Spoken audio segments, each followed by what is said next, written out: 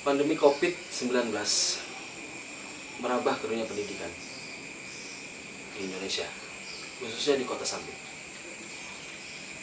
dan juga merubah metode atau pola pembelajaran yang dulunya tatap muka sekarang menjadi tatap maya. Apakah itu efektif dalam memberikan atau mentransfer ilmu kepada anak didik? Malam ini Bang Jans dari Family Counseling akan membahas bersama rekan Bang Jans, Febri Sugianto. Simak ulasannya.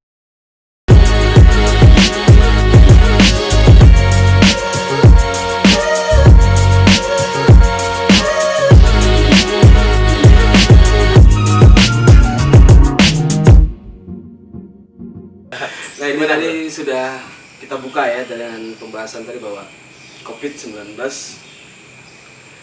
wabah ini sudah masuk ke ranah pendidikan. Nah, jelas pasti merubah metode pendidikan yang sudah berjalan dari dari tatap muka menjadi tatap maya. Bro Pevi dari SMK 3 Sampit memandang itu bagaimana? Oke, terima kasih atas kesempatan yang diberikan Mas Bro Janu.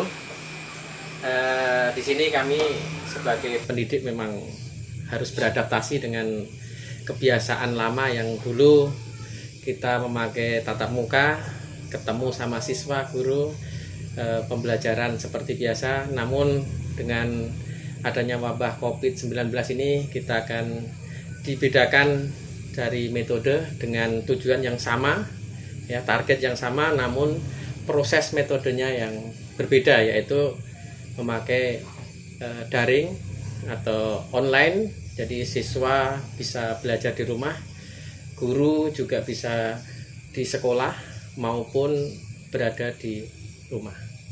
Seperti itu ya. Jadi memang ini kalau bisa dikatakan baru nih ya.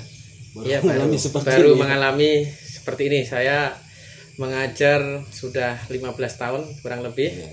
Baru beradaptasi dengan keadaan yang seperti ini, harus menyampaikan, mentransfer ilmu yang kita tugaskan ini kepada siswa harus lain daripada yang dahulu.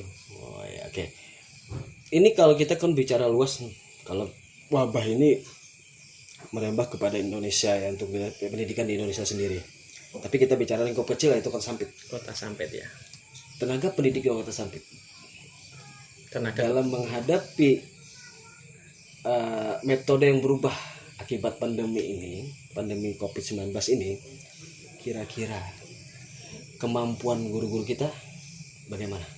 Oke, kita bicaranya dari sekolah kita dulu. Siap. Karena yang kita tahu adalah dari dari guru kami dulu, bahwasanya di awal itu kita mulai pembelajaran daring itu di bulan April ya.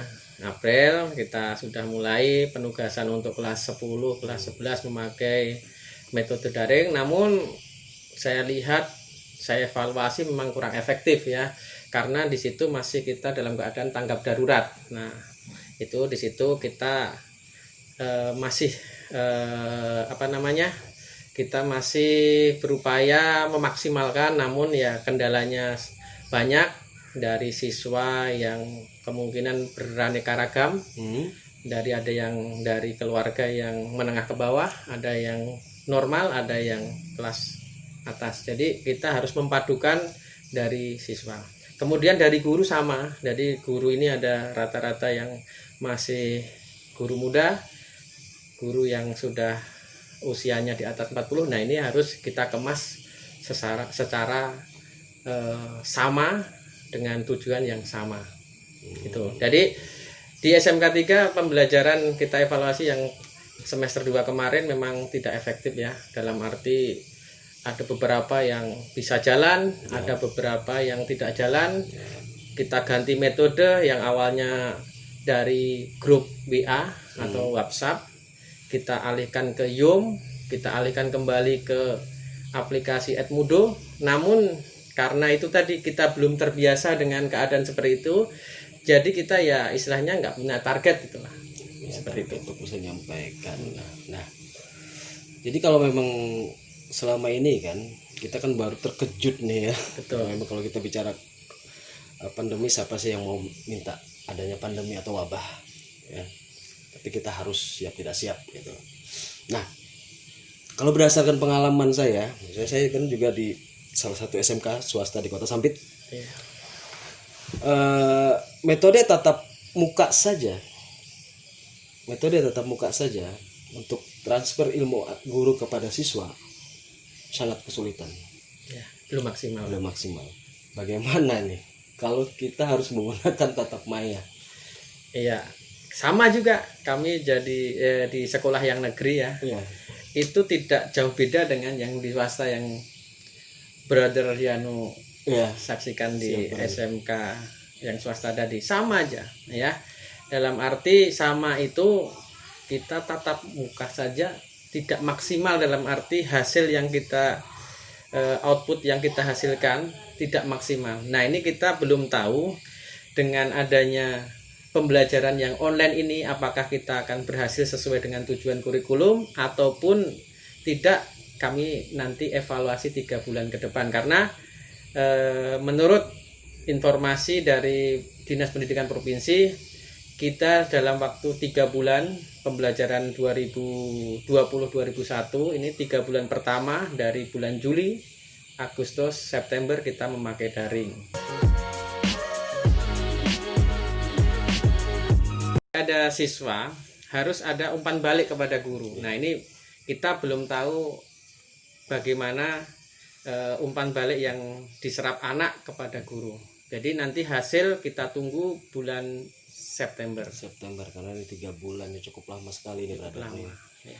Jadi sebenarnya ini apalagi nih, mohon maaf ya, ini mengarah kepada SMK tempat kita mengajar nih ya.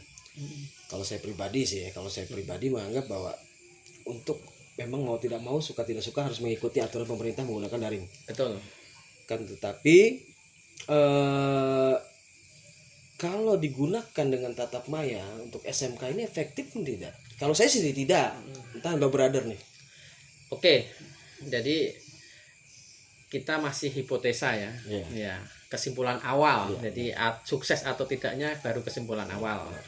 Tapi mengaca dari semester sebelumnya memang kurang, tapi ini akan diperbaiki di semester ajaran baru ini, semester 1 ini memakai daring apakah efektif atau tidak.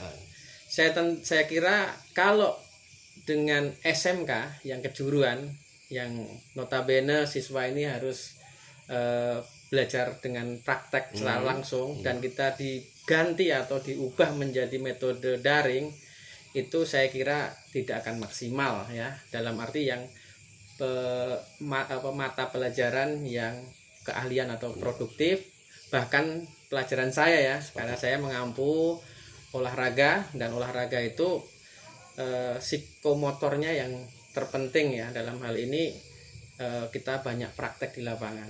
Jadi saya kira susah saya menyampaikan ilmu secara daring ya, karena kita hanya memberikan contohnya materi. Misalkan kita contoh ya, di KD1 itu permainan bola besar, dalam hal itu sepak bola.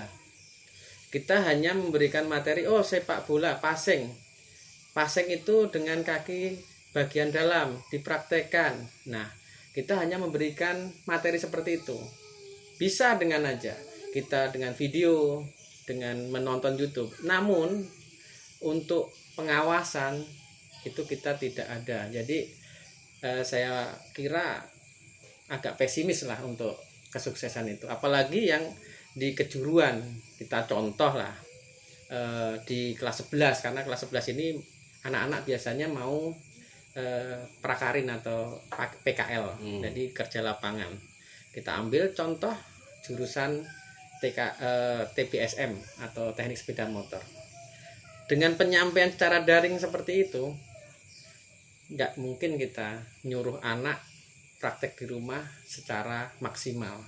Ya bisa, tapi ada umpan baliknya akan kurang maksimal. Mungkin itu saja kalau yang masalah efektif atau tidak efektifnya. Itu kita itu masih belum diuji coba ya kan? Ya, belum diuji coba. Karena kita baru memulai untuk pembelajaran online ini di hari Senin nanti ya. Ini baru ini.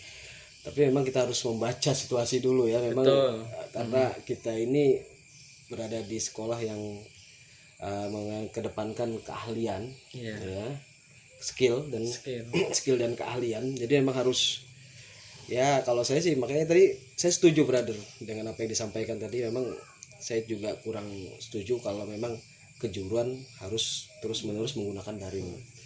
Nah,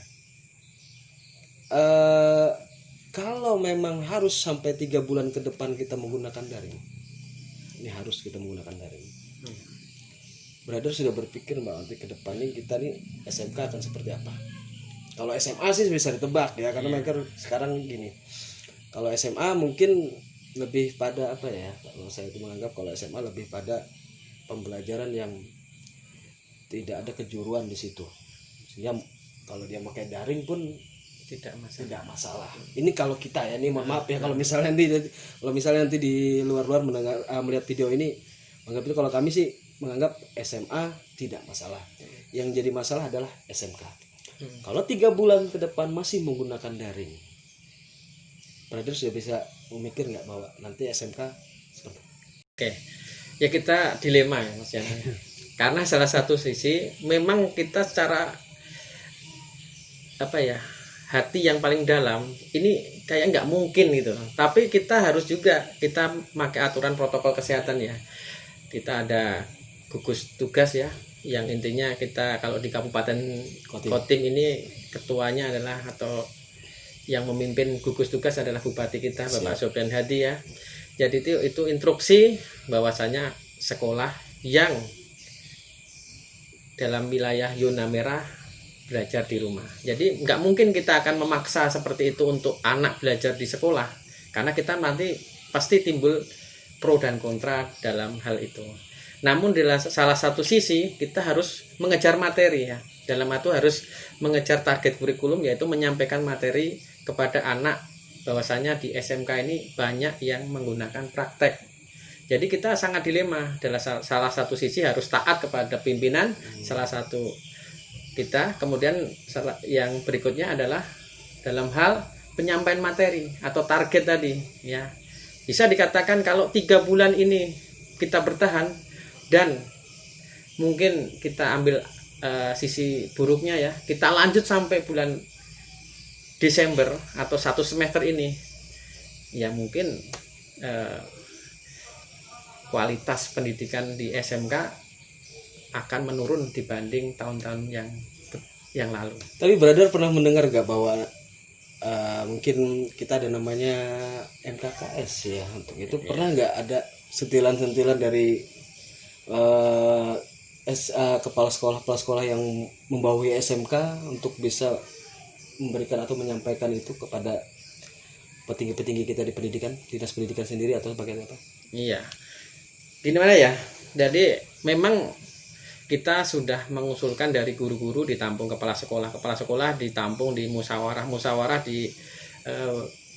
disampaikan kepada pengawas kepada dinas pendidikan provinsi. Namun yaitu tadi, kita ini adalah lingkup pemerintahan ya. Jadi kita nggak mampu istilahnya mau memaksakan diri untuk lain daripada aturan atau instruksi dari pemerintah. Jadi mungkin ya kita ikuti aja.